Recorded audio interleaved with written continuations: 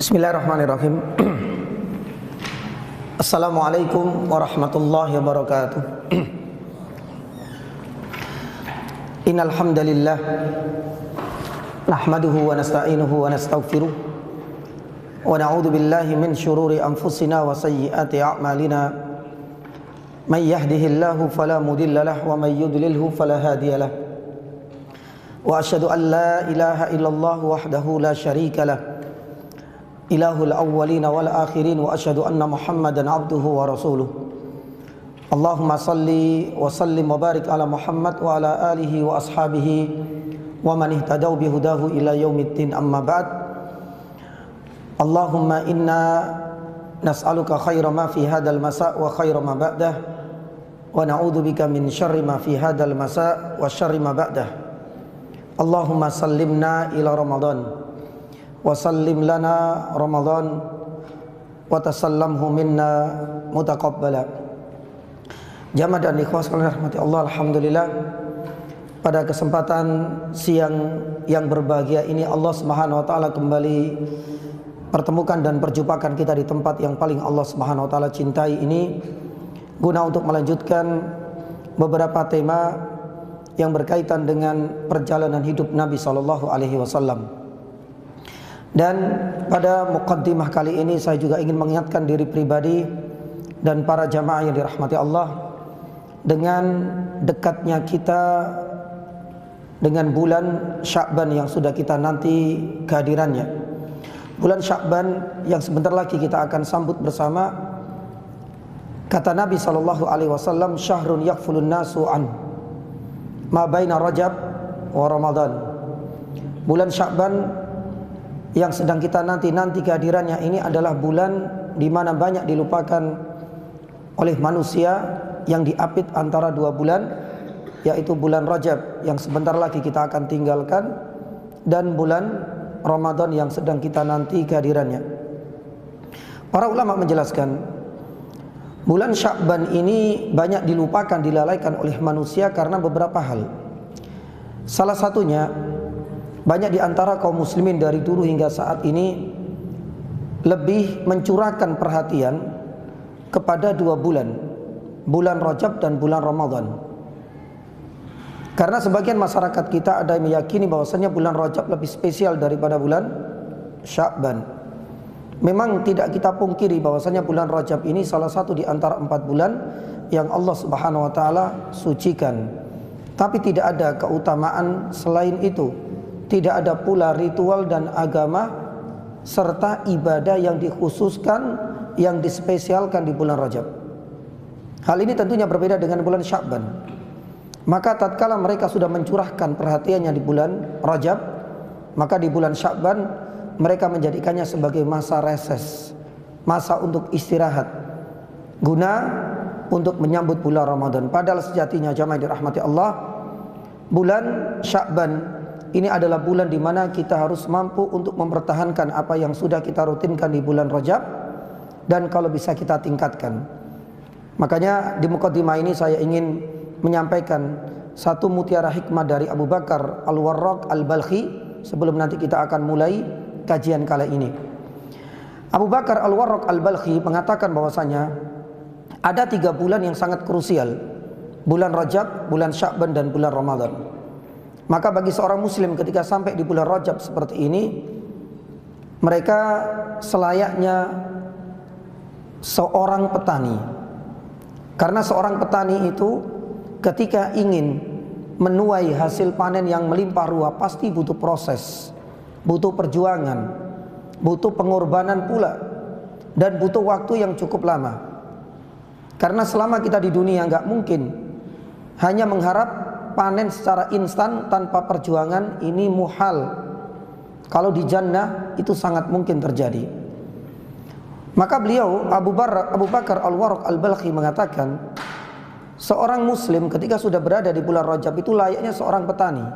Rajab ini diibaratkan adalah yaumu zar'in, hari-hari di mana kita sudah mulai membajak sawah, bercocok tanam, dan ini memang butuh pengorbanan dan waktu. Baru kemudian ketika nanti di bulan Sya'ban Layaknya seorang petani nggak akan membiarkan tanamannya itu kemudian dibiarkan tanpa disiangi, tidak dipedulikan, tanpa diberikan pupuk dan tidak diairi, itu nggak mungkin. Malah sebaliknya, di bulan Sya'ban itu adalah masa-masa penting bagi seorang petani, bagaimana tanaman itu benar-benar sudah terlihat menguning lah, perlu dijaga, belum lagi nanti ada hama dan lain sebagainya. Seorang muslim pun demikian. Di bulan Rajab ini adalah masa-masa kita bernostalgia lagi dengan ketaatan dan amal soleh yang sudah kita tinggalkan beberapa bulan yang lalu, jemaah. Maka di bulan Sya'ban jangan sampai kendor. Kalau bisa kita pertahankan. Kalau kita masih berharap ingin memanen, ingin menuai hasil panen yang melimpah nanti di bulan berikutnya, yaitu bulan Ramadan. Maka oleh karena itu, jemaah yang dirahmati Allah, 2 bulan ini adalah 2 bulan yang sangat krusial bagi kita seorang muslim. Bulan Rajab marilah kita tingkatkan, bulan Sya'ban kita pertahankan, dan kalau bisa juga kita tingkatkan kembali, karena di saat kita sudah berada di bulan Ramadan, semua apa yang sudah kita rutinkan ini tidak akan menjadi beban bagi kita semua. Taib, jamaah dirahmati Allah Subhanahu wa taala, selain upaya yang sudah kita kerahkan ini, salah satunya adalah lewat doa.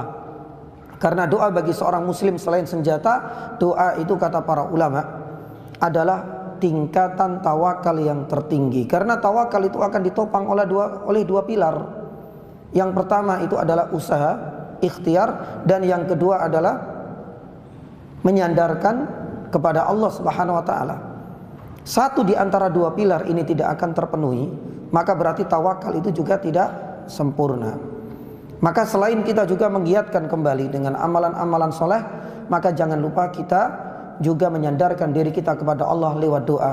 Salah satunya adalah doa-doa yang sangat masyhur, Allahumma sallimna ila Ramadan wa sallim lana Ramadan wa tasallamhu minna mutaqabbala. Meskipun ini bukan dari Nabi, tapi doa ini sangat masyhur di kalangan para ulama, dari kalangan para tabi'in. Jamaah dirahmati Allah Subhanahu wa taala. Kali ini kita akan membahas 2 tema biidznillah taala. Tema yang pertama di sesi yang pertama ini adalah tentang alasan di balik sikap penolakan orang-orang Quraisy setelah Nabi Shallallahu Alaihi Wasallam berdakwah secara terang-terangan. Para ulama banyak mengulik mengenai sebab kenapa orang-orang kafir Quraisy begitu kerasnya terhadap dakwah Nabi Shallallahu Alaihi Wasallam. Mereka menyadari bahwasanya keberadaan Rasulullah Shallallahu Alaihi Wasallam ketika berdakwah secara sembunyi-sembunyi tidak sampai kemudian membuat kegadauan di kalangan penduduk dan orang-orang kafir Quraisy. Tapi giliran Allah Subhanahu wa taala menurunkan perintah SK yang ketiga di dalam surat Asy-Syu'ara ayat 214, wa anzir ashiratakal aqrabin. Mau tidak mau Nabi Shallallahu alaihi wasallam memang harus bersiap diri mengantisipasi hal-hal yang tidak diinginkan, karena itu adalah resiko bagi seorang dai. Nabi sallallahu alaihi wasallam menyadari akan hal itu. Makanya para ulama mengatakan, seandainya Allah Subhanahu wa taala tidak memerintahkan Nabi kita berdakwah secara terang-terangan, dakwanya grassroots, dakwanya itu secara sembunyi-sembunyi, besar kemungkinan Nabi Shallallahu Alaihi Wasallam tidak akan mendapatkan intimidasi, teror, bahkan orang-orang yang beriman di antara para sahabat tidak akan mendapatkan penyiksaan. Tapi gimana lagi, ini adalah sebuah perintah yang harus dan wajib dijalankan oleh Nabi Shallallahu Alaihi Wasallam. Apalagi kita tahu dakwah yang disampaikan oleh Nabi Shallallahu Alaihi Wasallam ini memang keras, memang bertolak belakang dengan tradisi dan budaya masyarakat jahiliyah kala itu. Rasulullah Shallallahu Alaihi Wasallam sudah mulai memerintahkan mereka orang-orang kafir Quraisy meninggalkan kesyirikan, dan ini bukan perkara yang mudah untuk langsung diterima oleh penduduk Makkah kala itu. Pun demikian Nabi Shallallahu Alaihi Wasallam juga menyuruh mereka untuk meninggalkan penyembahan terhadap berhala, apalagi ini, karena berhala itu adalah harga mati bagi orang-orang kafir Quraisy. Ini sudah menjadi budaya yang turun-menurun beratus-ratus tahun sebelumnya. Ini pun mustahil bagi orang-orang kafir Quraisy kala itu untuk menerima ajakan dakwah Nabi Shallallahu Alaihi Wasallam. Apalagi konsekuensi dari kalimat tauhid la ilaha illallah, orang-orang kafir Quraisy dituntut untuk hanya menyembah Allah Subhanahu wa taala semata. Ini pun berat bagi mereka. Maka oleh karena itu jamaah yang dirahmati Allah Subhanahu wa taala, Disinilah kita akan bahas beberapa alasan dan sebab utama kenapa orang-orang kafir Quraisy tidak begitu mudah untuk menerima ajakan dakwah Nabi Shallallahu Alaihi Wasallam, bahkan sebaliknya menunjukkan penolakan yang begitu keras terhadap ajakan dan dakwah Nabi Shallallahu Alaihi Wasallam. Ada sekitar 5 alasan sebagai bentuk penolakan kerasnya orang-orang kafir Quraisy terhadap dakwah Rasulullah Shallallahu Alaihi Wasallam. Yang pertama, hal ini didasari oleh latar belakang kepentingan duniawi. Inilah yang menjadi alasan mereka ogah-ogahan untuk menerima dakwanya Nabi Sallallahu Alaihi Wasallam. Karena ada kepentingan duniawi yang itu tidak mudah mereka tinggalkan. Lantas apa hubungannya antara kepentingan duniawi yang mereka jadikan sebagai prinsip? Di satu sisi Nabi Sallallahu Alaihi Wasallam menyuruh orang-orang kafir Quraisy untuk beribadah kepada Allah Subhanahu Wa Taala. Apa benang merah dan titik temunya di sini? Kalau kita menelusuri kembali keberadaan kota Mekah ini, jamaah yang dirahmati Allah, itu nanti kita akan jumpai titik pertemuan antara dua sisi ini. Karena kota Mekah ini memiliki 2 fungsi utama. Kota Mekah yang pertama itu dianggap sebagai tempat peribadatan atau dianggap sebagai wisata religi bagi orang-orang yang tinggal di sekitar Mekah, bahkan di luar kota Mekah. Orang Yaman misalnya, orang Syam misalnya, menganggap kota Mekah ini sangat prestis karena disitulah ada tempat peribadatan kiblat yang dulu pernah diletakkan dasar dan pondasinya oleh Nabi Ibrahim alaihissalam, itu adalah Ka'bah. Maka oleh karena itu jamaah dirahmati Allah Subhanahu wa taala, semenjak kota Makkah ini dikuasai oleh Bani Makhzum, ya, dan pertama kali dipromosikan penyembahan berhala oleh Amr ibn Luhai al-Khuzai, dari Khuza'ah, Bani Khuza'ah, maka disinilah kita bisa melihat beragam patung dan jumlahnya ratusan. Makanya dalam penaklukan kota Makkah nanti Nabi Shallallahu Alaihi Wasallam harus membersihkan berhala itu sampai ratusan. Ada yang mengatakan dalam sejarah 360 berhala ini adalah angka yang sangat fantastis. Ya, kita nggak bisa membayangkan seandainya masjid Jami' Makkah ini kemudian dikelilingi oleh berhala-berhala sebanyak 360, ya, kita tidak bisa membayangkan seperti apa gambaran masjid ini dengan pernak-perniknya. Pun demikian dengan Ka'bah kala itu. Dan Makkah di mana Ka'bah itu berada, ini menjadi wisata religi bagi mereka. Karena mereka datang ke Ka'bah, mereka datang ke Mekah itu bukan karena Ka'bahnya semata, namun karena keberadaan berhala-berhala tersebut. Makanya berhala-berhala ini punya spesialisasi. Layaknya seorang dokter itu kan ada spesialis, ya, kandungan, spesialis penyakit dalam dan lain sebagainya. Jadi dengan banyaknya berhala-berhala ini bukan karena jumlahnya yang banyak semata, tapi karena setiap berhala itu punya tujuan masing-masing dari keinginan orang-orang yang berziarah ke sana. Ada berhala yang dimintai oleh orang-orang agar rezekinya lancar, itu punya spesialis sendiri. Ada berhala yang dimintai untuk cari jodoh, itu juga ada sendiri. Nah, di antara sekian banyak berhala, yang paling disegani dan dianggap memiliki wibawa yang paling besar di kalangan orang-orang bangsa Arab itu adalah Hubal. Hubal ini selain terbesar, Hubal ini dianggap sebagai berhala yang paling lama.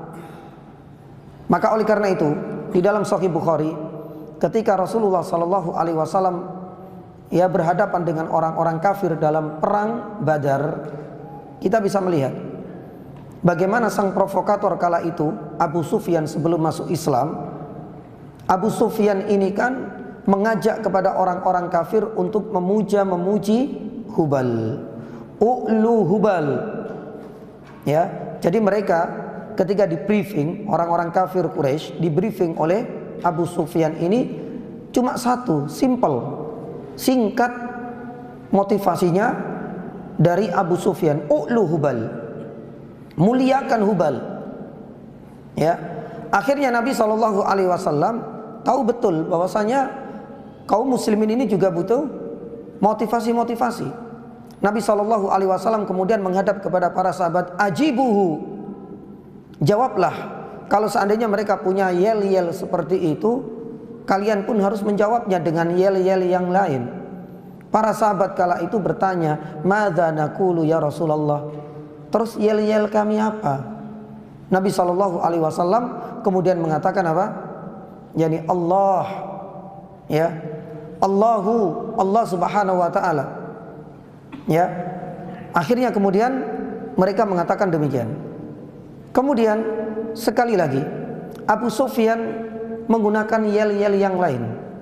Lana Uzza wa laisa lakum Uzza. Kita punya berhala yang lain, Uzza. Ya. Kalau seandainya kita ranking, ya, level kedudukannya itu lebih rendah daripada Hubal. Kita punya Uzza, kalian nggak punya Uzza. Nabi Shallallahu Alaihi Wasallam bertanya lagi kepada para sahabat, ajibuhu, jawablah yel-yel mereka ini. Para sahabat kemudian bertanya lagi, madza naqulu ya Rasulullah? Apa yel-yel yang harus kita ucapkan? Nabi Shallallahu Alaihi Wasallam kemudian mengatakan, ya, Allahu maula la maula lakum. Allah Subhanahu Wa Taala penolong bagi kami, dan kalian orang-orang kafir Quraisy tidak punya wali atau penolong. Lah, apa yang bisa kita tarik dari hadis ini jamaah yang dirahmati Allah? Ya, bahwasanya Hubal ini ternyata memiliki kedudukan yang amat mulia dan sangat dipuja dan puji di kalangan orang-orang kafir, yakni Quraisy. Oleh karena itu para ulama mengatakan jamaah yang dirahmati Allah, seandainya, ya, Hubal bersama dengan berhala-berhala yang lain ini terpaksa harus dihilangkan, terpaksa harus dihancurkan. Efek dari mereka beriman dengan ajakan dakwah Nabi Shallallahu Alaihi Wasallam, besar kemungkinan kepentingan duniawi, devisa, atau mungkin barangkali, ya, orang-orang yang berziarah ke kota Makkah ini semakin lama akan semakin berkurang. Karena mereka datang ke Makkah sekali lagi itu dengan membawa ribuan dan ratusan hajat, dan hajat itulah yang kemudian diutarakan kepada berhala-berhala yang disandarkan di sekitar yakni Ka'bah. Maka oleh karena itu jamaah rahmati Allah Subhanahu Wa Taala, inilah sebenarnya benang merah. Karena keberadaan Makkah ini salah satu fungsinya adalah tempat tujuan dan rujukan sebagai wisata religi. Karena banyak berhala-berhala di situ yang bercokol, dan banyak pula para peziarah-peziarah min kulli fajjin amik, dari segala penjuru jazirah Arab untuk datang ke sana guna untuk meminta agar berhala-berhala tersebut bisa mewujudkan keinginan dan hajat mereka. Nah, ini karena hal yang pertama, yakni jamaah yang dirahmati Allah. Itu sudah diprediksi orang-orang kafir Quraisy.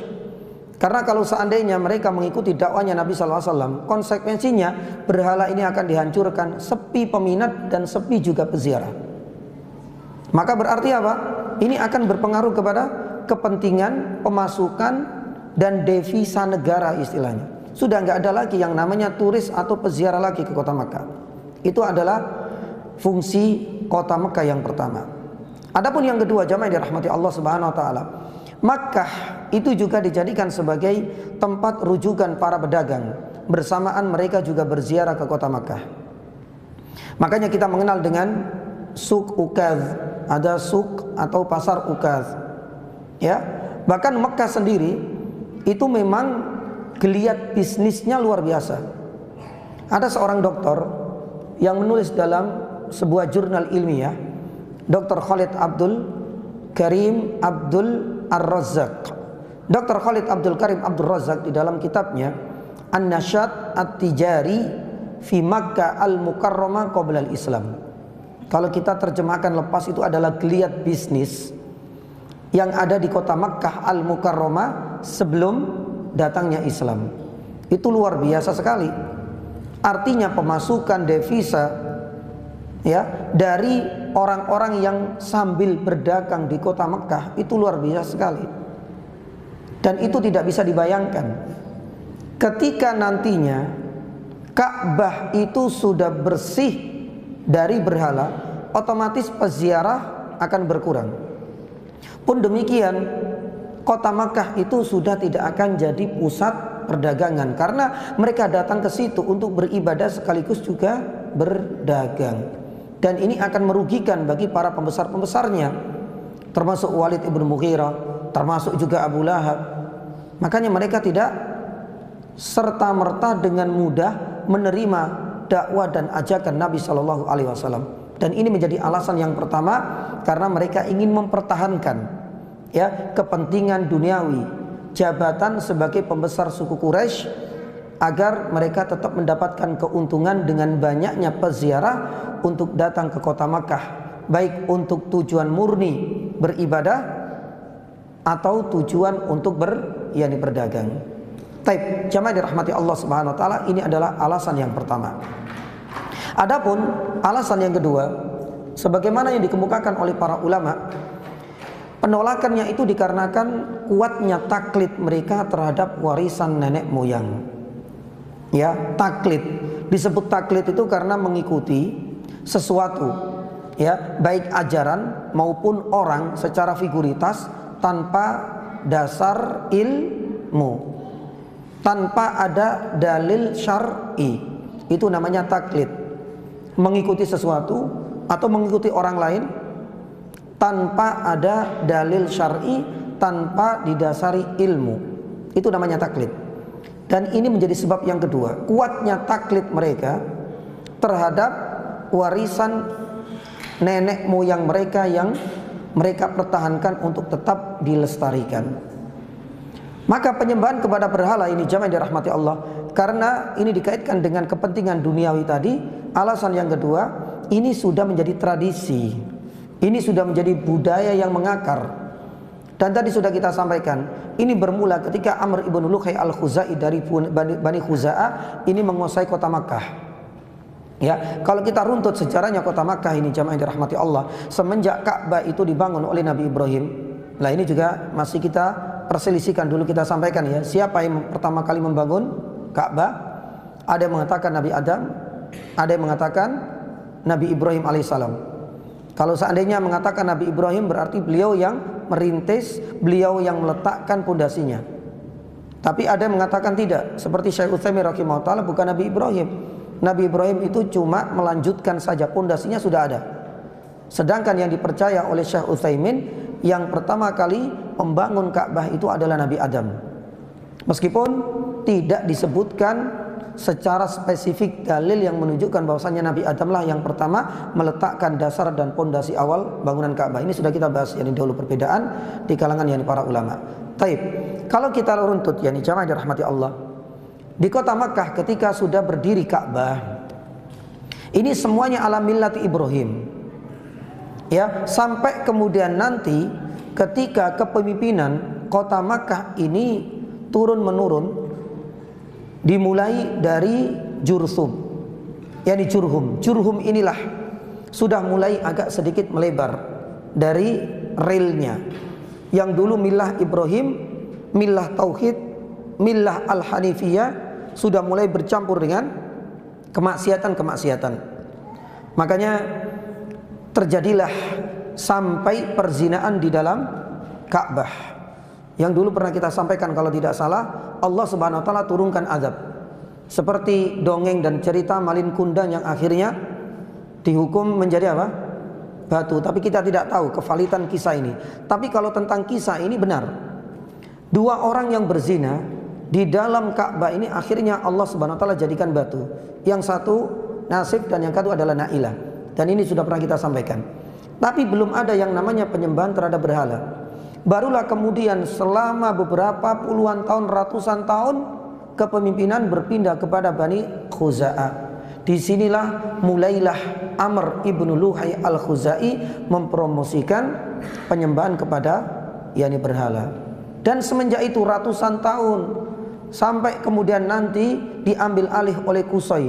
Qusay nanti kepada Abdul Manaf, Abdul Manaf kepada Hashim, Hashim kepada Abdul Muttalib. Dan di masa Abdul Muttalib lahir Nabi Shallallahu Alaihi Wasallam, itu masih bertahan tradisi untuk menyembah kepada yani berhala. Maka kita bisa membayangkan begitu beratnya Ketika dakwah Nabi Shallallahu Alaihi Wasallam, konsekuensinya harus meninggalkan penyembahan kepada berhala, padahal itu sudah menjadi budaya yang mengakar ratusan tahun. Itu bukan perkara yang mudah, kecuali orang-orang yang diberikan rahmat dan dibuka pintu hatinya oleh Allah Subhanahu Wa Taala. Maka oleh karena itu jamaah dirahmati Allah Subhanahu Wa Taala, seringkali jawaban klasik orang-orang kafir Quraisy ketika diajak oleh Nabi untuk meninggalkan penyembahan berhala itu apa? Ini sudah menjadi tradisi dan budaya. Allah Subhanahu wa taala mengabadikan salah satunya di dalam surat Az-Zukhruf ayat 23. Di dalam surat Az-Zukhruf ayat 23 Allah Subhanahu wa taala firman, "Wa kadzalika ma arsalna min qablika." Ini sebagai pelipur lara untuk Nabi sallallahu alaihi wasallam. Wahai Muhammad, apa yang engkau rasakan ketika kaummu sendiri itu menolak ajakan dakwamu dengan alasan dan klaim ini sudah menjadi tradisi warisan leluhur? Wa kadzalika ma arsalna min qablika. Itu juga sudah terjadi pada umat-umat terdahulu. Dan sebagaimana tidaklah kami mengutus sebelummu wahai Muhammad fi qaryatin min nadirin, di sebuah distrik perkampungan atau sebuah kaum yang di situ aku kirim nadhir, kata Allah, seorang utusan yang mengingatkan mereka, illa qala mutrafuha, kecuali orang-orang yang kaya, orang-orang yang punya jabatan, orang-orang yang menguasai daerah tersebut, inna wajadna aba'ana ala ummati wa inna ala athari muqtadun. Mereka pasti akan menolak dengan alasan klasik ini, kita nggak bisa menerima dakwamu. Dan itu sudah terjadi pada para nabi sebelumnya wahai Muhammad. Jadi ayat ini sebagai pelipur lara, hiburan untuk Nabi SAW, bahwasanya penolakan kaumnya terhadap ajakan dakwah Nabi itu sudah terjadi pula pada para nabi sebelumnya. Inna wajadna aba'ana ala ummatin. Apa kata mereka? Alasan mereka menolak karena apa? Loh, ini sudah menjadi tradisi. Aba'ana, nenek moyang kami, bapak moyang kami. Ini sudah warisan leluhur. Wa inna ala atharihim muqtadun. Dan kami sudah melestarikan budaya dan tradisi ini sudah puluhan dan ratusan tahun.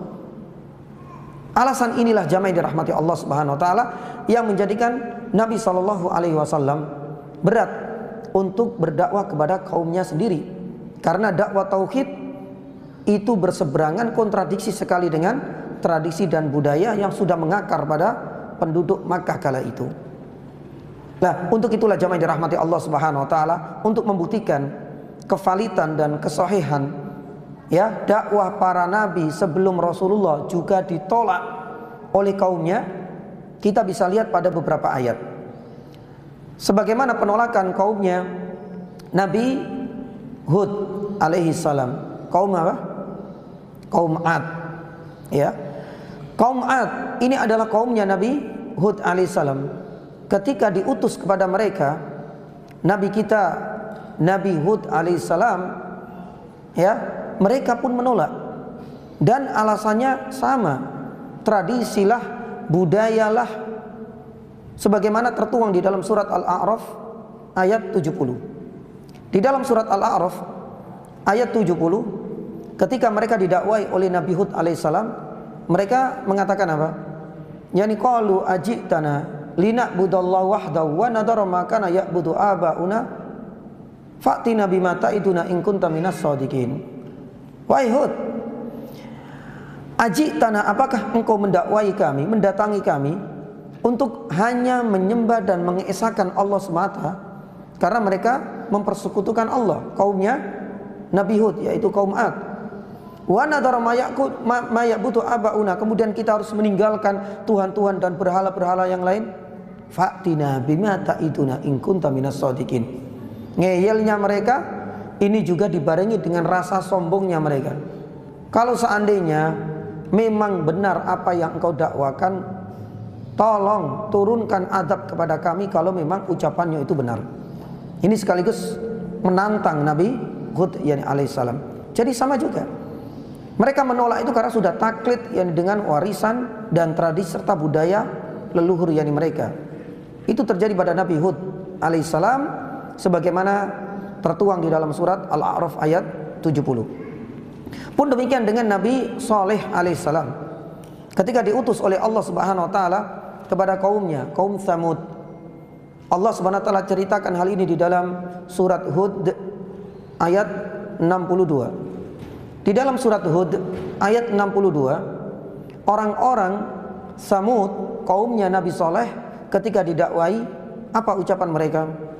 Ya Salihu qad kunta fina marjuan qabla hadha atanhana an na'budu ma ya'budu abauna. Ya. Lah, ini adalah ucapan mereka. Wahai Saleh, engkau dulu adalah orang yang kami segani, orang yang kita anggap baik. Ya. Tapi dakwamu ini apakah menuntut kami harus meninggalkan budaya dan tradisi nenek moyang kami, meninggalkan penyembahan kepada berhala-berhala? Ya, apa yang dia katakan? Wa innana lafi syakki mimma tad'una ilai murib.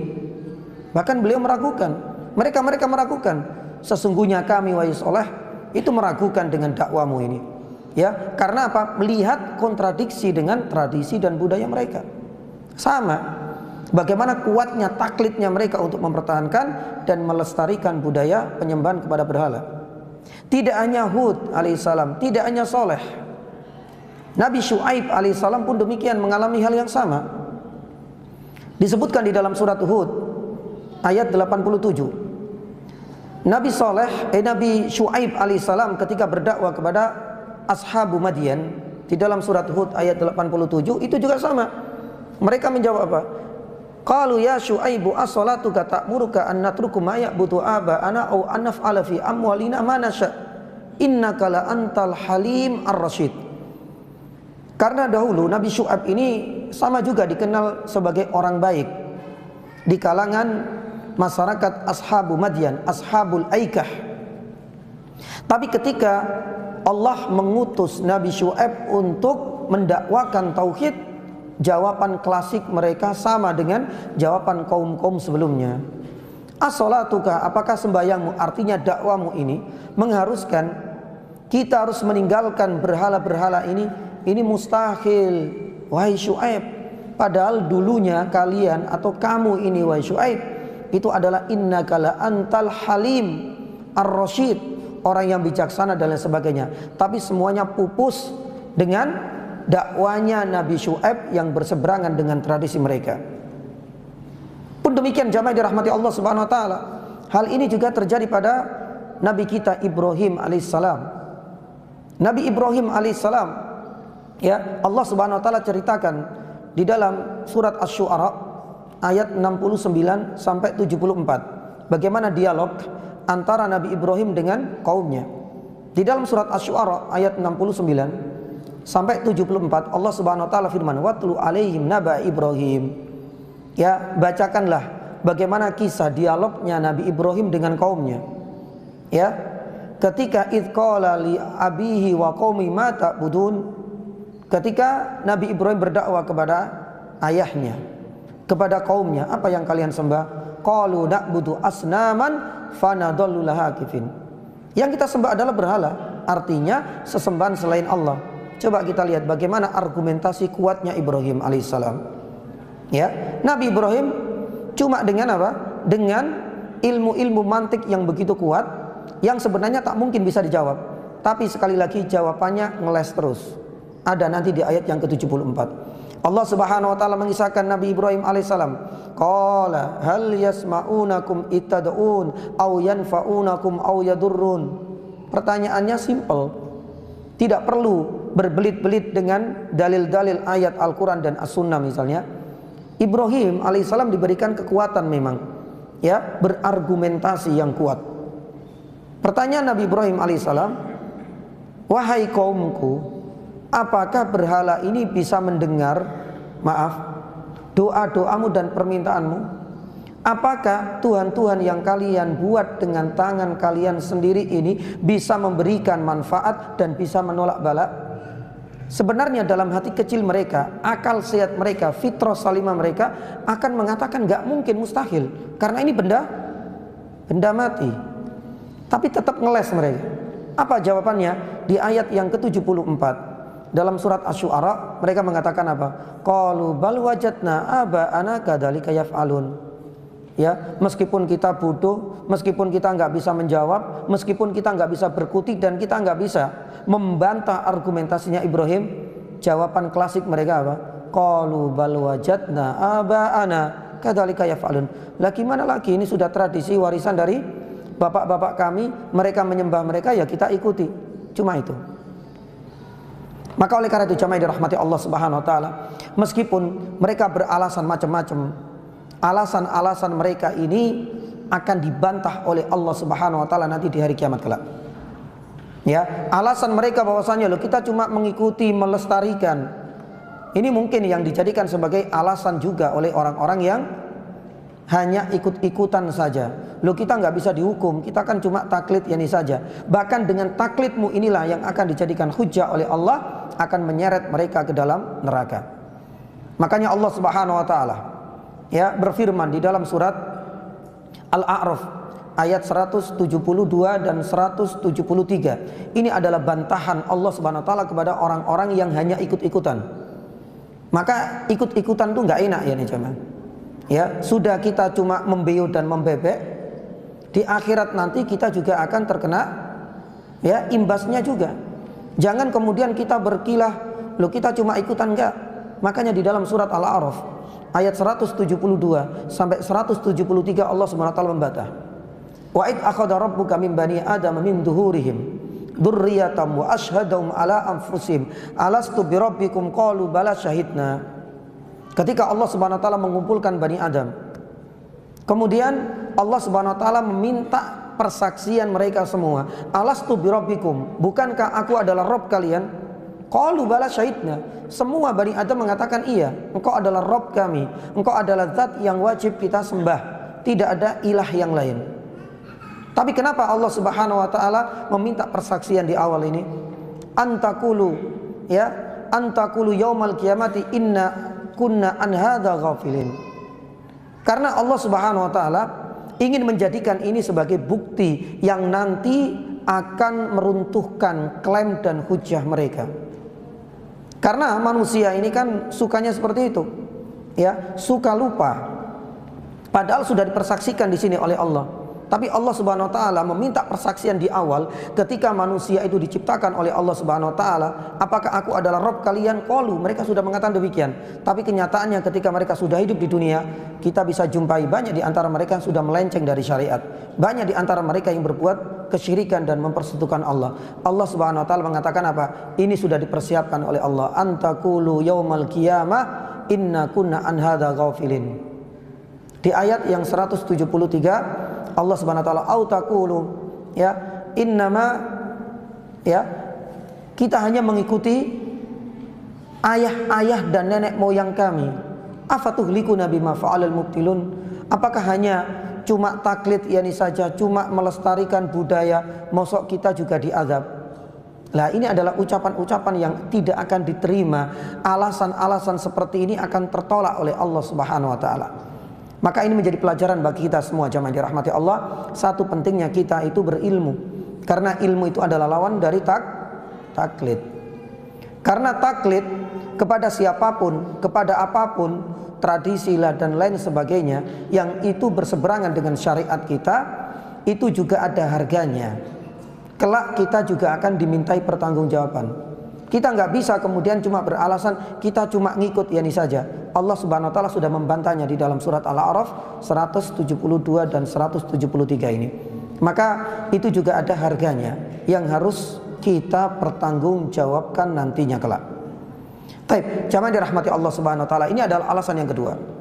Jadi orang-orang kafir Quraisy begitu kerasnya menolak ajakan dakwah Nabi sallallahu alaihi wasallam itu karena mereka ingin tetap mempertahankan tradisi, dan ini adalah bagian dari taklid terhadap warisan leluhur. Dan sebenarnya alasan yang kedua ini masih kita banyak jumpai di masyarakat kita, di sekitar kita, ya. Dan ini yang seringkali menjadi batu sandungan terbesar bagi kita sebagai seorang dai, sebagai seorang duat, ketika kita ingin mengarahkan masyarakat kita. Ya, ketika kita ajak ini, maaf, termasuk bentuk kesyirikan, lo nggak bisa, ini sudah tradisi, atau alasan ini warisan, ya, bahkan ini sudah ada sebelum jenengan itu lahir, kadang-kadang ada, ya, bahkan kadang-kadang mereka berkelit, loh, semenjak jenengan berdakwah di sini loh, Selalu ada kekacauan, perpecahan, dan lain sebagainya. Dulu kita melestarikan budaya seperti ini aman-aman saja katanya. Ini adalah jawaban-jawaban yang masuk dalam kategori syubhat, yakni jamaah. Sebenarnya kalau kita kaitkan yakni dengan tradisi yang itu menjadi penghalang terbesar Nabi SAW berdakwah kepada kaumnya, itu juga sama. Jawaban dahulu itu juga diadopsi oleh masyarakat kita saat ini. Entah itu ini sudah tradisi lah, ini sudah budaya mengakar lah, ya, bahkan ini sudah ada semenjak kita itu lahir lah, bahkan kita dianggap sok suci lah dan lain sebagainya. Itu semuanya adalah syubhat yang mudah-mudahan dengan adanya kisah-kisah yang terjadi pada para nabi, bahkan itu terjadi pada Nabi SAW ketika berdakwah harus terhalang oleh tradisi yang berseberangan dengan syariat. Di saat kita berdakwah kepada masyarakat, ini akan menjadi pelipur lara bagi kita semua. Artinya kita tidak berjalan sendirian. Nabi dan orang-orang soleh sebelum kita pun mengalami hal yang sama sebagaimana yang kita jumpai di saat kita mendakwai masyarakat kita. Baik, ini adalah yang kedua jamaah yang dirahmati Allah. Adapun alasan yang ketiga dan sebab yang ketiga kenapa mereka keras sekali menolak dakwanya Nabi SAW, yaitu menolak dakwah tauhid, karena orang-orang kafir Quraisy itu adalah orang-orang yang faham tafsir dan konsekuensi dari kalimat tauhid. Ini yang tidak banyak disadari oleh masyarakat kita jamaah. Padahal Rasulullah SAW kan cuma minta satu, ya ayyuhan nas qulu la ilaha illallah. Katakanlah la ilaha illallah. Cuma kalimat itu tok. Tapi subhanallah, mereka semakin beringas, mereka semakin tambah emosinya, bahkan mereka semakin keras untuk menolak dakwah Nabi SAW. Cuma kalimat itu, apa susahnya? Ternyata kalau diselidiki lebih dalam, mereka faham betul tafsir dari kalimat la ilaha illallah dan tahu betul konsekuensi dari mengucapkan kalimat tersebut. Maka oleh karena itu jamaah yang dirahmati Allah Subhanahu wa taala, Syekh Albani rahimahullah taala di dalam kitabnya At-Tauhid Awalan Ya Du'atal Islam, itu menjelaskan panjang lebar tentang makna la ilaha illallah, kalimat dari tauhid ini. Karena Rasulullah SAW tahu betul, meskipun kaumnya ini adalah orang-orang yang beribadah kepada Allah, iya. Kaumnya itu mengakui Allah Subhanahu wa taala sebagai pencipta, pengatur, yang menghidupkan dan mematikan, iya. Mereka percaya dengan itu semua. Ya. Bahkan kaumnya juga terkadang seringkali juga tawaf, iktikaf, haji, umroh, bahkan wukuf, itu juga Nabi SAW tahu, mereka juga beribadah. Tapi yang didakwahi oleh Nabi SAW, yang dipermasalahkan oleh Nabi SAW, bukan hanya sekedar pengakuan Allah sebagai pencipta, bukan hanya sekedar mereka beribadah kepada Allah, tapi yang penting jangan dipersekutukan Allah itu. Jangan sampai engkau beribadah kepada Allah di satu waktu, tapi di sisi lain engkau juga mempersembahkan peribadatan kepada berhala. Ini yang menjadi alasan Nabi SAW berdakwah. Makanya itu konsekuensi dari la ilaha illallah. Oleh karena itu kita bisa melihat bagaimana reaksi keras ketika Rasulullah SAW mengatakan la ilaha illallah. Ada yang kemudian terheran-heran. Allah Subhanahu wa taala menyebutkan keheranan mereka itu di dalam surat Shad ayat yang kelima. Aja'alal alihata ilaha wahida inna hadza la syai'un ujab. Kenapa orang-orang kafir Quraisy itu terheran-heran? La ilaha illallah, hanya mengesahkan Allah. Karena enggak mungkin wahai Muhammad, mosok ya berhala-berhala ratusan ini kita hanya akui satu, kita gabungkan jadi satu, hanya mengesahkan Allah Subhanahu wa taala semata. Inna hadza la syai'un ujab. Ini sangat mengherankan dan itu mustahil bagi kami untuk mewujudkan keinginanmu.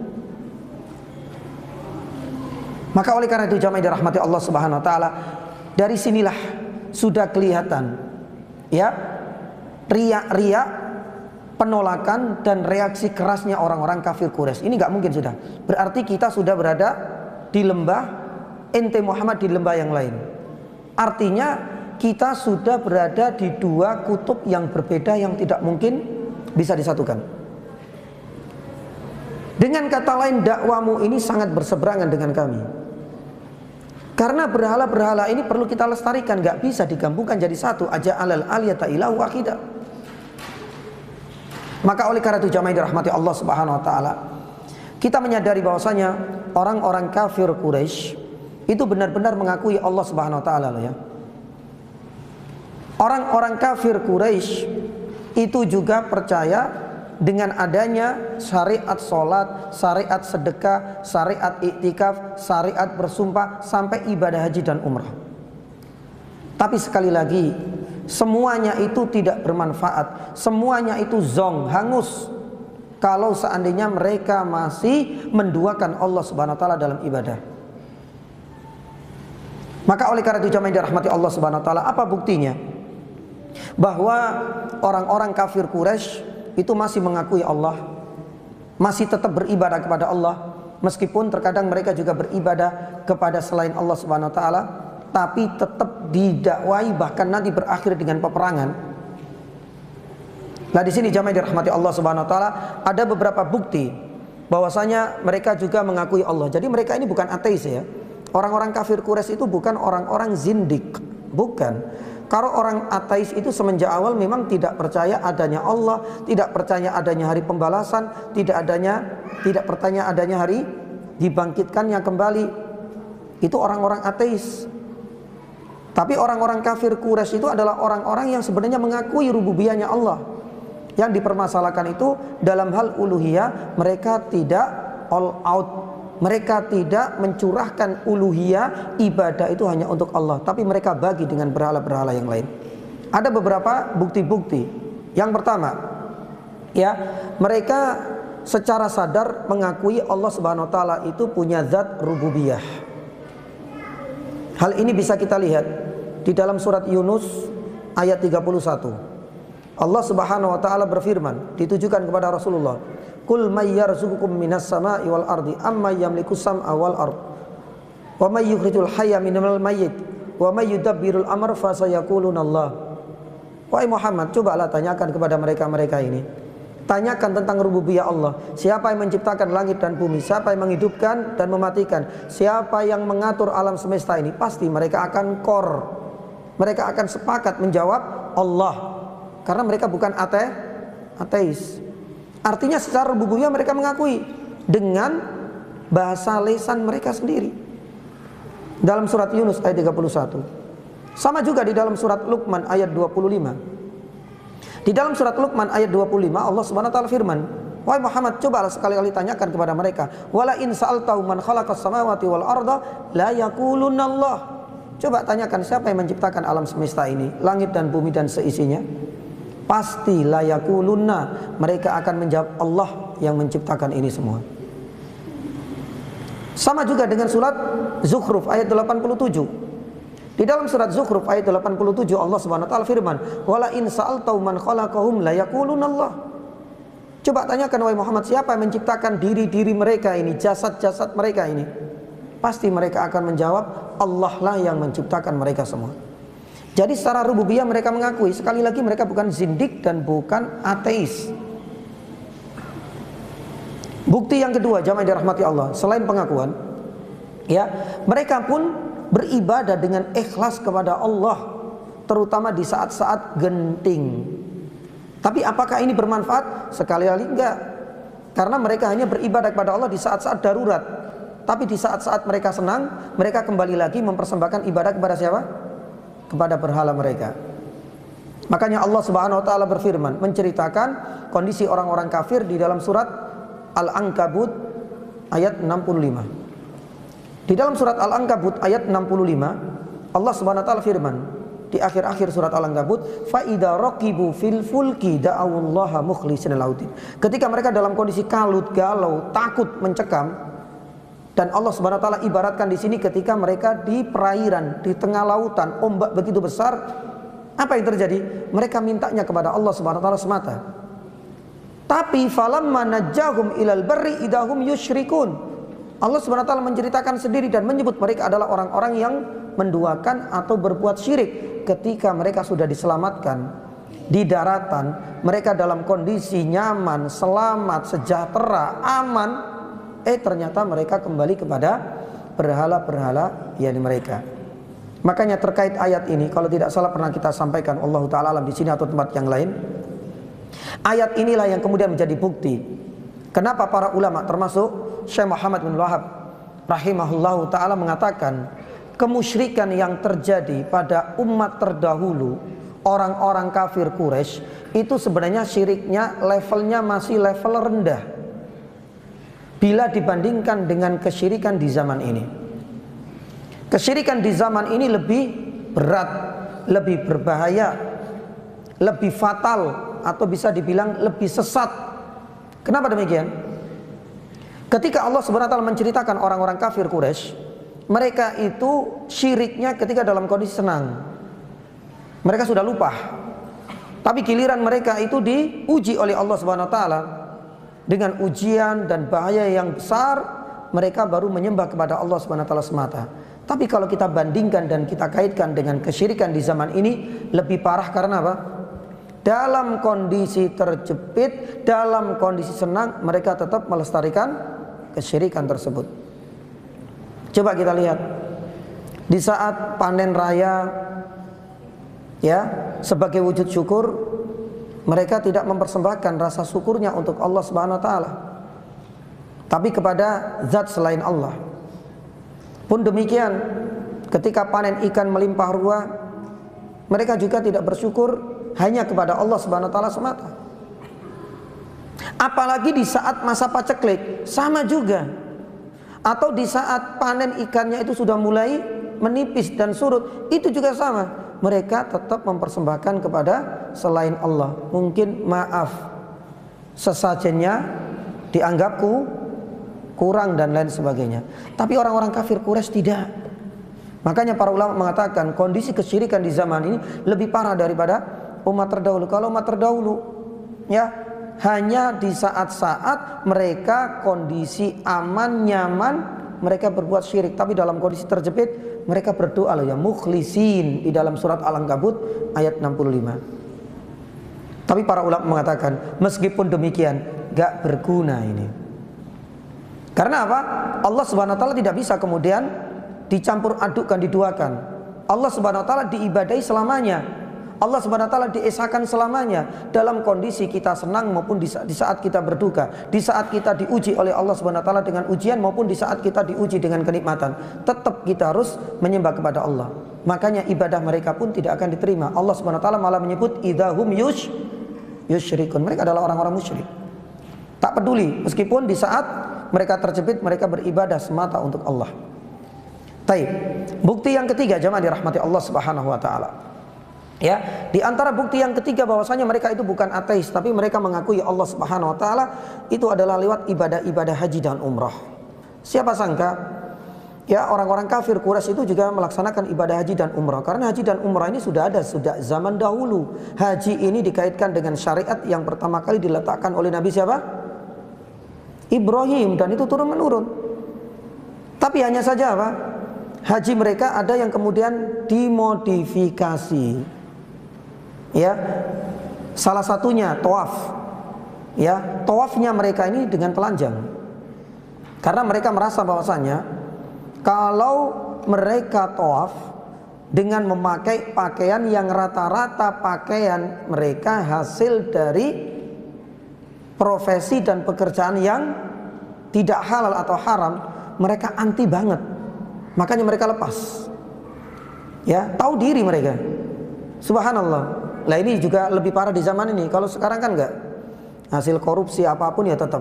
Tapi kalau seandainya tawaf kemudian enggak pakai baju, ya lebih parah lagi juga. Tapi intisarinya mereka tahu diri, orang-orang kafir Quraisy. Ya, akhirnya mereka lepas. Lah ini modifikasi sudah. Pun demikian, modifikasi tawafnya, ya, masih mengingatkan kita pada sa'i, ya. Sa'i itu mereka mengusap dua berhala dulu yang Allah Subhanahu wa taala jadikan laki-laki dan perempuan yang berzina sebagai, yakni batu, ya, sebagai berhala. Itu ternyata diagungkan. Jadi setiap sa'i ditaruh di Safa dan Marwah, mereka mengusapnya. Dulu diletakkan di sekitar apa? Ka'bah.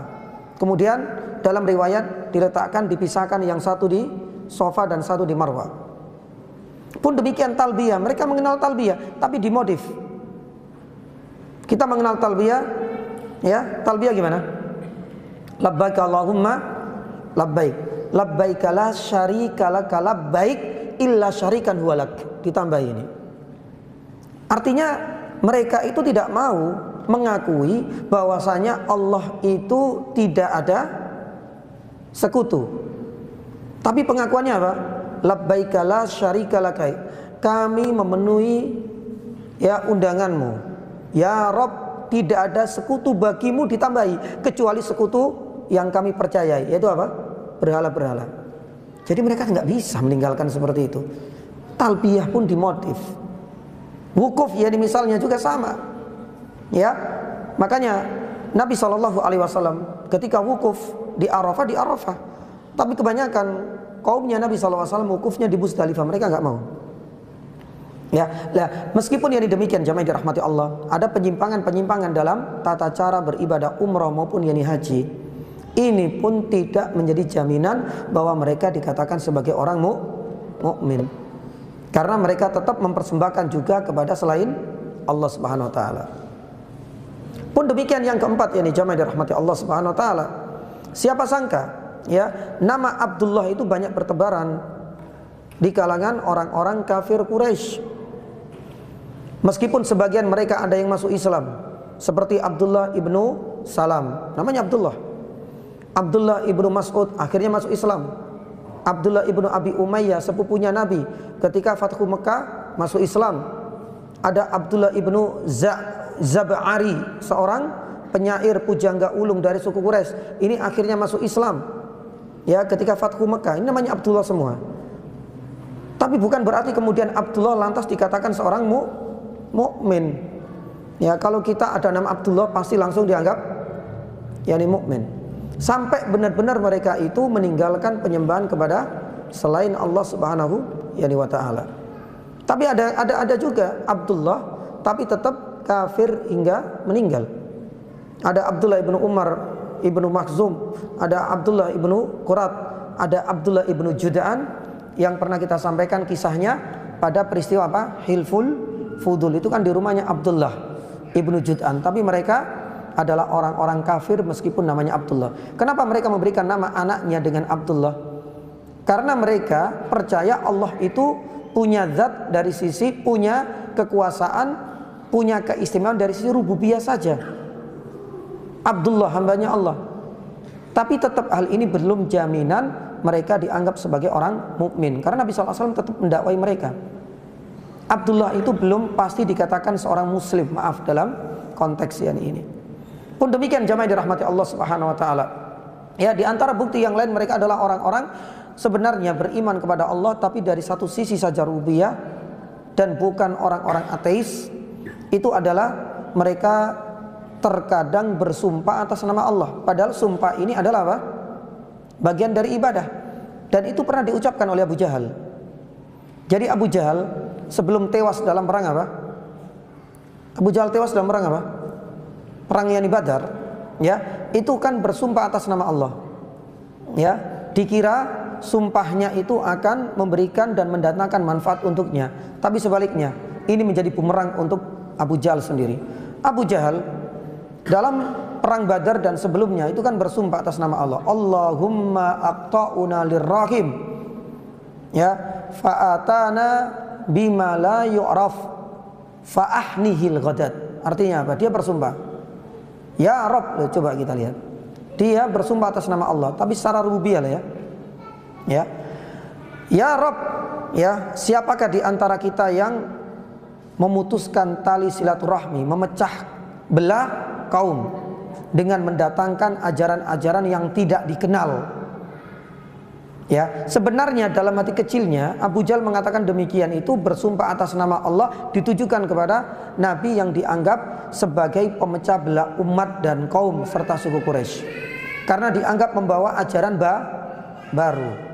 Maka keinginan dari sumpahnya Abu Jahal apa? Fa'ahnihil ghadat, musnahkanlah, matikanlah, binasakanlah besok pagi dalam perang Badar orang yang telah memecah belah umat ini, orang yang mendatangkan ajaran baru ini.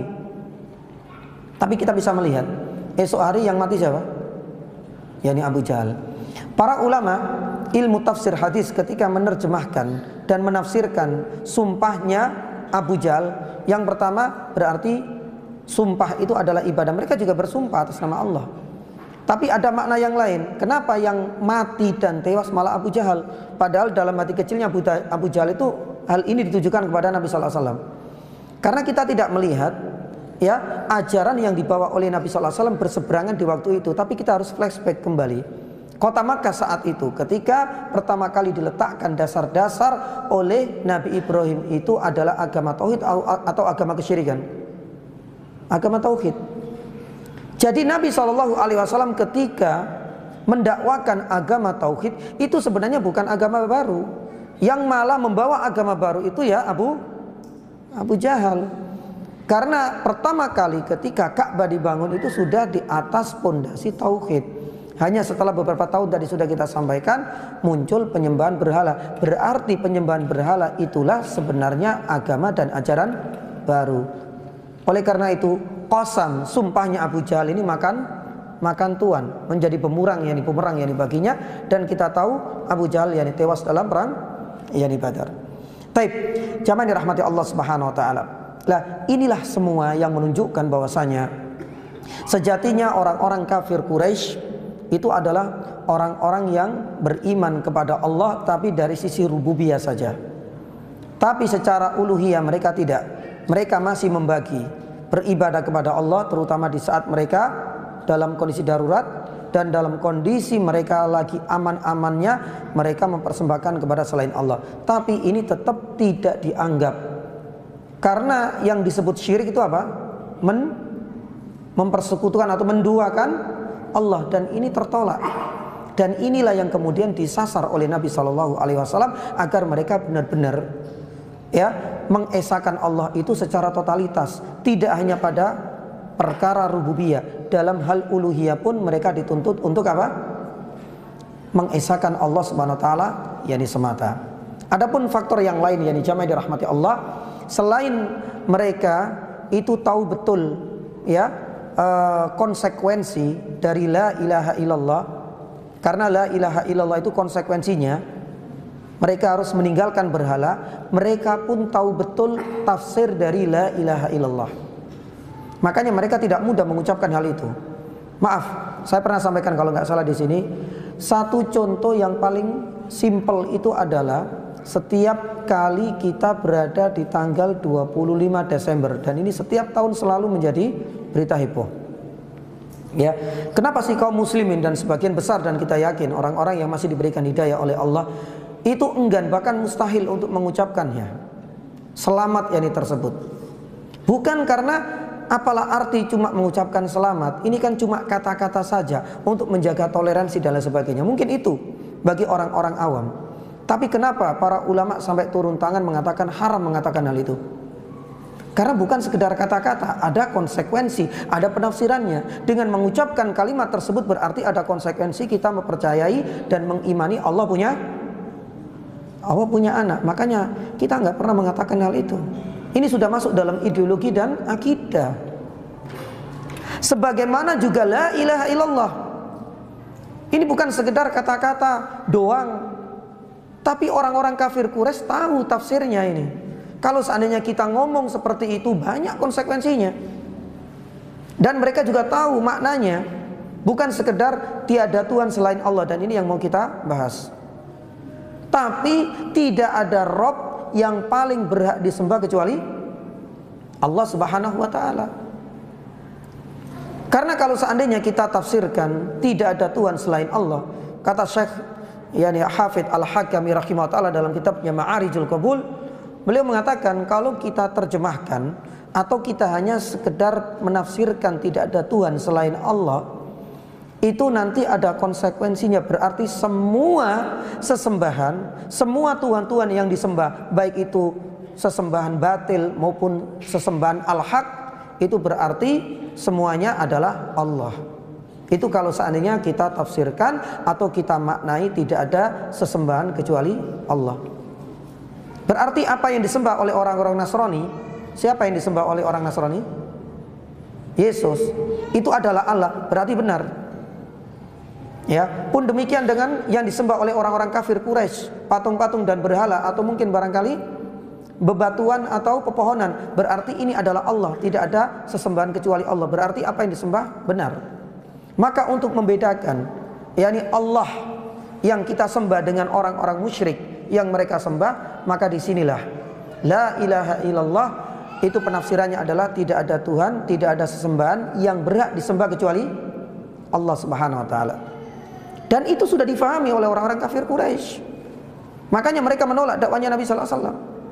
Karena kalau seandainya hanya yang disembah itu Allah Subhanahu wa taala semata, maka berarti konsekuensinya semua berhala harus dihancurkan, dan itu mustahil bagi mereka.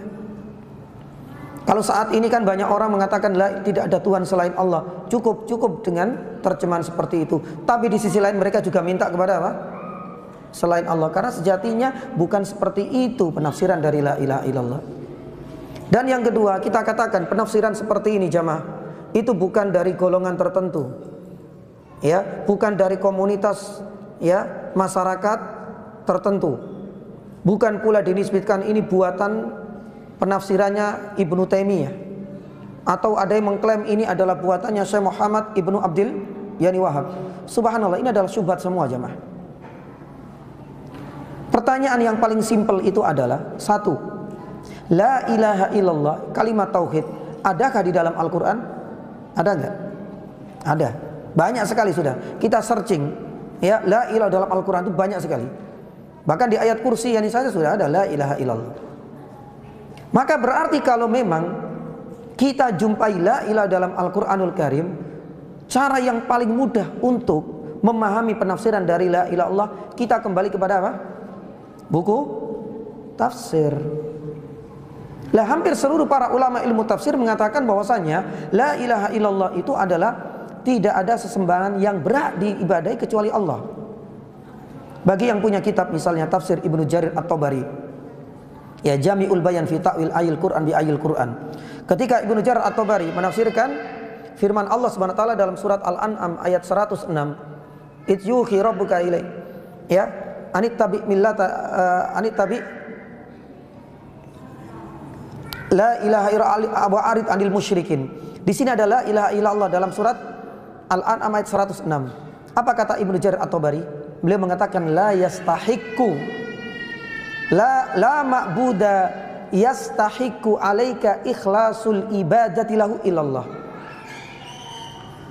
Beliau menafsirkan surat Al-An'am ayat 106, di situ adalah la ilaha illallah, itu tidak ada sesembahan yang wajib kita ikhlaskan dan tidak boleh kita persembahkan dan tidak berhak dipersembahkan kecuali illallah, kecuali kepada Allah Subhanahu wa taala. Coba kita lihat ya nih jemaah. Itu penafsiran Ibnu Jarir At-Tabari. Kapan yani beliau hidup? Beliau jauh ratusan yani tahun sebelum Syekhul Islam Ibnu Taimiyah hidup. Apalagi Syekh Muhammad Ibnu Wahab yani hidup. Apalagi kadang-kadang dikesankan bahwasanya ini berasal dari komunitas yani zaman ini yang buat-buat ya penafsiran-penafsiran serampangan terhadap la ilaha illallah. Padahal kita jumpai penafsiran tersebut ada ratusan tahun yang lalu, bahkan ada di dalam kitab tafsir. Apakah cuma Ibnu Jarir At-Tabari dalam tafsirnya? Tidak. Kita mengenal tafsir Ibnu Katsir, tafsir Al-Quran Al-Adib. Ibnu Katsir juga mengatakan demikian. Ketika menafsirkan la ilaha illallah mengatakan al-munfarid bil uluhiyah. Coba kita lihat uluhiyah. Artinya Allah Subhanahu wa taala satu-satunya dalam hal ibadah, ya, itu hanya disembah, tidak ada yang lain. Atau mungkin barangkali kita punya tafsir misalnya, tafsir Fathul Qadir Imam Asy-Syaukani rahimahullah taala. Beliau mengatakan apa jamaah dirahmati Allah? Beliau mengatakan la ma'buda bihaqqin illahu. Imam Syaukani ketika menafsirkan la ilaha illallah, tidak ada ilah sesembahan yang berhak untuk disembah kecuali Allah Subhanahu wa taala. Jadi bukan buatan manusia kemarin sore atau kita-kita, enggak, sama sekali enggak ada kaitannya dengan Syekhul Ibnu Taimiyah. Ibnu Taimiyah rahimahullah taala menukilkan dari penafsiran para ulama ilmu tafsir yang hidup ratusan tahun sebelumnya. Ibnu Jarir At-Tabari, Ibnu Katsir rahimahullah taala, Imam Asy-Syaukani pun mengatakan demikian. Pun demikian sampai Imam Fakhrur Razi di dalam kitabnya Mafatihul Ghaib. Padahal Mafatihul Ghaib, maaf, itu masuk ya di antara kitab-kitab tafsir bir-ra'i. Tapi siapa sangka ketika beliau menafsirkan la ilaha illallah, beliau mengatakan la yastahiqul ibadah illahu. Tidak ada ibadah yang berhak, tidak ada penyembahan sesembahan yang berhak untuk diibadahi disembahi kecuali Allah Subhanahu wa taala ketika menafsirkan la ilaha illallah. Pun demikian dengan tafsir klasik yang banyak dikaji di dalam kitab-kitab atau di dalam masjid-masjid di Indonesia. Ya, kita mengenal Imam Suyuti. Ya, dalam tafsirnya Tafsir Jalalain ketika menafsirkan la ilaha illallah sama juga. Inilah sebenarnya jawaban yang paling pas. Ketika kita tahu la ilaha illallah ada di dalam Al-Quran, kenapa kita enggan untuk membuka buku tafsir? Kok malah kemudian menyalahkan orang lain, disematkan kepada orang-orang yang baru hidup kemarin sore? Maka oleh karena itu inilah ya sebagai bentuk jawaban untuk kita semua dan untuk mengedukasi masyarakat bahwasanya la ilaha illallah itu penafsirannya sudah ada di dalam Al-Quranul Karim, karena itu sudah dimuat di dalam banyak ayat di dalam Al-Quran. Taib. Ini adalah yang ketiga ya, jamaah yang dirahmati Allah. Jadi alasan orang-orang kafir Quraisy itu menolak ya dakwanya Nabi SAW karena mereka adalah orang-orang yang faham makna dan konsep dari la ilaha illallah, bukan sekedar kata, bukan sekedar narasi, bukan hanya sekedar kalimat doang. Tapi mereka nggak mau itu karena tahu konsekuensinya berat kalau seandainya sampai mengucapkan la ilaha illallah. Taib. Yang keempat, yang sebelum yang kelima ya jamaah. Alasan yang keempat ya, kenapa orang-orang kafir Quraisy itu menolak mentah-mentah karena fanatisme kesukuan. Ya. Kita tahu bahwasanya Rasulullah SAW ini dari Bani apa? Abdi Manaf. Sedangkan Abu Jahal beserta jajarannya ini dari Bani Al-Makhzum. Dan fanatisme kesukuan di kalangan bangsa Arab itu masih kental banget, dan ini berpengaruh kepada dakwahnya Nabi SAW. Ya, meskipun ya kita tahu ini cuma parsial menjadi sebab kenapa sebagian besar Bani Makhzum itu akhirnya tidak mau menerima ajakan Nabi SAW. Karena apa? Ternyata nabinya dari Bani Abdi Manaf. Fanatisme kesukuannya kental. Makanya mereka menolak Nabi SAW karena beda Bani. Dan itu pernah diungkapkan oleh Abu Jahal sendiri. Di dalam Yansirah Ibnu Hisham, Abu Jahal ya ini pernah mengungkapkan bagaimana perseteruan antara Bani Abdi Manaf dengan Bani Makhzum. Bani Abdi Manaf ini ya berasal, Nabi SAW berasal dari situ, sedangkan Bani Makhzum ini Abu Jahal di situ. Ya, kita tahu semua kementerian 4 yang dulu pernah kita sampaikan, ada kementerian yang membidangi untuk menjaga apa? Panji. Ya, namanya Raya. Ada yang menjaga apa? Hijabah, Ka'bah, perawatan, kiswa, kunci, itu semuanya dari sini. Dari Bani, keturunan dari Abdi Manaf dan Abdi Dar, yani seluruhnya di sini. Ya, Makhzum jadi nggak dapat. Ya, termasuk kementerian untuk melayani, memberikan makan dan minum sampai yang menjaga Zam-Zam hingga saat ini semuanya dari suku Quraisy, dan itu semuanya dari keturunan yani Bani Abdi Manaf dan Bani Abdi Dar. Bani Makhzum nggak dapat jatah di sini. Nah, ketika datang peziarah untuk haji dan umrah, otomatis ini petugas resminya akan langsung bergerak. Ngasih makanan langsung, ngasih minuman pun langsung bergerak. Ternyata hal ini memantik iri hati bagi Bani Makhzum. Akhirnya Bani Makhzum pun ikut-ikutan sebagai petugas tapi nggak resmi, KW di sini. Juga ikut-ikutan. Giliran mereka ngasih dari Bani Abdi Manaf, mereka juga ngasih makanan. Mereka ngasih minuman, mereka ngasih minuman. Skornya selalu berimbang. Tapi saat itulah Bani Abdi Manaf punya cara jitu untuk membuat skor berubah. Bani Abdi Manaf itu ternyata membanggakan fina nubuwah. Dari keturunan Bani Abdi Manaf inilah ada seorang nabi. Di Bani Makhzum ada enggak? Enggak ada. Lah saat itulah Abu Jahal mengakui keunggulan Bani Abdi Manaf. Bani Makhzum sudah tidak akan mungkin lagi bisa bersaing di saat mereka menyebut kenabian ada dari Bani kami. Lah, fanatisme kesukuan inilah jamaah yang dirahmati Allah. Kita lihat Bani Makhzum hampir 100%, hampir 100%. Meskipun nanti ada dari Bani Makhzum yang akhirnya juga masuk Islam. Siapa? Insya Allah pada pertemuan selanjutnya kita akan bahas. Bahkan rumahnya itu juga dipakai sebagai sebagai base camp, sebagai Islamic centernya Nabi Shallallahu Alaihi Wasallam di masa-masa dakwah ini. Siapa? Al-Arqam ibnu Bani, yakni Al-Arqam. Ya, Al-Arqam bin Abi Arqam. Ya, ada yang mengatakan beliau ini dari Bani Makhzum. Makanya rumah yang dijadikan base campnya, Islamic centernya Nabi Sallallahu Alaihi Wasallam hampir selama 3 tahun tak pernah terdeteksi. Dan ini menjadi salah satu, nanti kita akan sampaikan faedahnya, strategi jitunya Nabi Sallallahu Alaihi Wasallam memilih apa? Rumah sebagai base camp itu dari lawan, istilahnya lawan politiknya, ya, dari Bani Makhzum. Itu tidak disangka-sangka, ya. Makanya tidak terdeteksi sampai 3 tahun. Barulah bubar itu ketika Umar nanti masuk Islam. Karena semenjak Umar itu sudah semua orang beribadah tidak di tempat itu lagi. Semua orang sudah mulai menampakkan dan berani untuk beribadah secara terang-terangan. Karena sudah ada backingan di sini. Ini orang luar apa orang dalam ini, Umar? Ya, sudah ada backingan. Makanya Abdullah ibnu Mas'ud mengatakan, dulu kita tidak pernah berani untuk beribadah di depan Ka'bah kecuali setelah masuk Islamnya apa? Yani Umar. Nah itu nanti kita akan bahas. Taib yang jamaah dirahmati Allah, ini adalah fanatisme kesukuan yang begitu kental antara Bani Abdi Manaf dengan Bani Makhzum yang menyebabkan hampir seluruh Bani Makhzum ini tidak bisa menerima nubuah dari Nabi SAW karena beda bani. Kental banget, ya, sampai ya berefek pada penolakan dakwanya Nabi Sallallahu Alaihi Wasallam. Adapun yang terakhir, yang kelima, jamaah dirahmati Allah Subhanahu Wa Taala, di antara alasan yang kelima itu adalah karena faktor apa? yakni kesombongan. Ya, kesombongan ini sebenarnya sudah tercakup pada alasan pertama, kedua, ketiga, dan keempat. Kalau kita kaitkan dengan sabda Nabi Sallallahu Alaihi Wasallam, Rasul Sallallahu Alaihi Wasallam pernah bersabda, al-kibru apa? Batarul haq wa ghamtun nas. Sebenarnya definisi sombong itu bisa kita kaitkan dengan sabda Nabi SAW dalam hadis sahih ini, yaitu batarul haq. Ketika seseorang itu menolak kebenaran, itu sudah bukti kalau dia itu sombong. Ya, kita nggak peduli dia orangnya pemalu, Ustaz.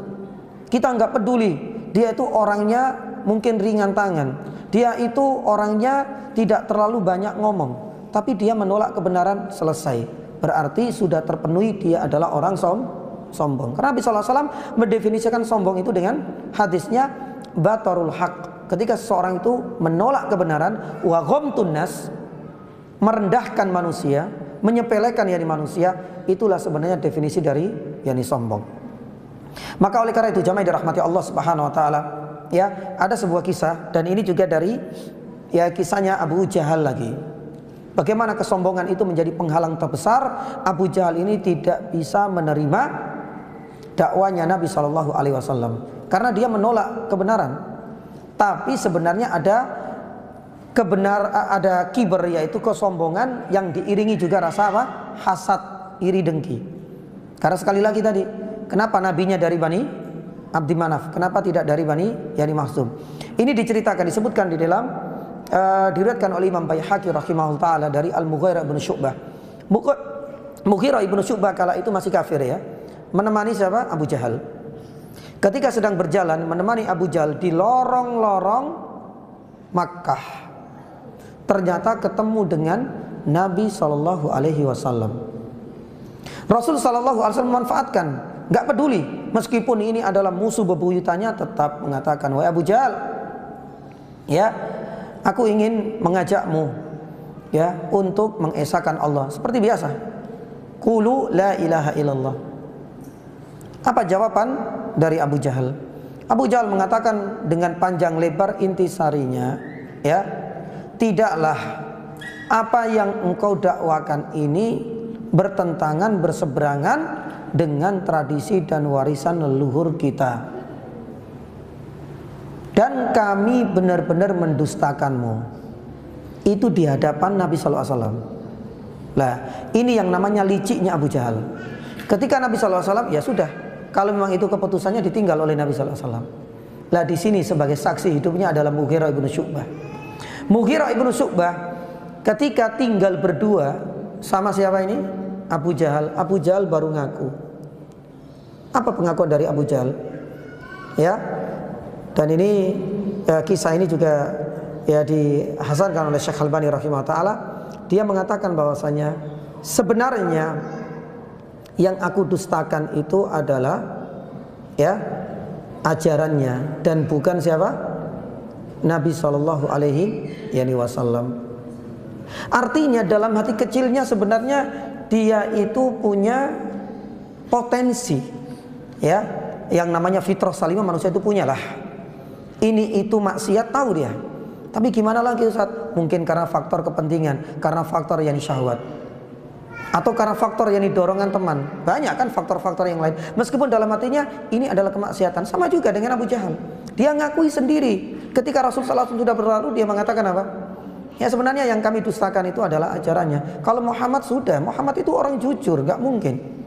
Baru kemudian dia mengatakan, kenapa saya gak beriman kepada Muhammad?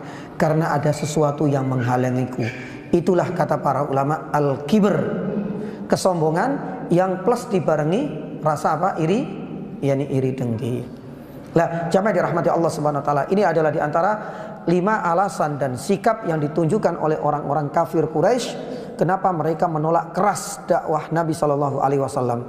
Dan semua sebab-sebab ini sebenarnya juga banyak hinggap di sebagian kaum muslimin di saat mereka berada dalam kondisi kesyirikan, dalam kemaksiatan, kemudian kita dakwai, itu rata-rata salah satunya ada di antara 1 hingga 5 sebab ini, atau mungkin barangkali 2 atau barangkali 3. Dorongan yakni syahwat, kepentingan. Ya ini gimana lagi Ustaz? Ya ini mumpung masih menjabat, ya saya nggak bisa. Ya, akhirnya kemudian ritual-ritual kesyirikan masih dipertahankan. Atau mungkin karena faktor tradisi, ini gimana lagi? Apalagi ini wasiat nenek moyangku, nasihat wasiat dari ibuku, harus tetap melestarikan, padahal itu kesyirikan. Atau mungkin karena faktor yang ketiga, yakni tadi, ya, malah kemudian mengatakan bahwasanya la ilaha illallah tidak seperti kalian ini pemecah belah umat dan lain sebagainya. Ya, padahal la ilaha illallah konsekuensinya itu harus benar-benar murni hanya untuk Allah Subhanahu wa taala, tidak seperti yang kita jumpai pada masyarakat kita. Menyembah kepada Allah iya, dalam waktu-waktu tertentu juga membuat sesajen untuk selain Allah Subhanahu wa taala. Inilah sebenarnya inti dari kesyirikan, karena kesyirikan sekali lagi bukan ateis. Kesyirikan itu adalah menyembah kepada Allah juga menyembah kepada yang lain, menduakan Allah, intinya itu kesyirikan. Atau karena faktor yang keempat, fanatisme, kesukuan atau golongan atau ras misalnya. Ini juga seringkali menjadi penghalang. Ya, gara-gara yang mendakwai kita itu bukan dari kalangan kita, yang akhirnya kemudian ditolak. Itu juga kadang-kadang ada, meskipun prosentasinya kecil. Atau yang keempat atau yang kelima, dan ini yang paling banyak, karena faktor apa? Kesombongan. Apalagi kalau seandainya yang dakwah ini, yang menyampaikan itu lebih muda usianya, apalagi sudah. Atau mungkin gelarnya cuma lucu, LC, ya, sedangkan yang didakwai profesor, doktor. Ini kadang-kadang juga menjadi penghalang, al-kibr. Atau mungkin barangkali dia rakyat jelata, sedangkan dia punya jabatan tinggi, jabatan dan pejabat teras. Ini juga kadang-kadang rasa sombong itu sulit, ya, untuk dihindarkan. Ya, pun ini banyak kadang-kadang strata sosial yang berdakwah ini kelihatannya miskin, sedangkan yang didakwai seorang borjuis, ya, sosialita, orang kaya lagi. Kadang-kadang lah di sini al-kibr menjadi batu sandungan seseorang menerima yakni dakwah. Ya, semoga Allah Subhanahu wa taala melindungi kita dan bisa menjauhkan dari sebab-sebab penolakan kita terhadap kebenaran. Dan insya Allah nanti setelah sholat asar kita akan lanjutkan bentuk-bentuk, ya, penyiksaan, bentuk-bentuk, ya, penolakan orang-orang kafir Quraisy terhadap dakwah Nabi Shallallahu Alaihi Wasallam. Ya, insya Allah mudah-mudahan bisa kita tuntaskan setelah yakni sholat yakni asar. Wassallallahu ala nabiyina Muhammadin wa ala alihi wasallam. Wassalamualaikum warahmatullahi wabarakatuh.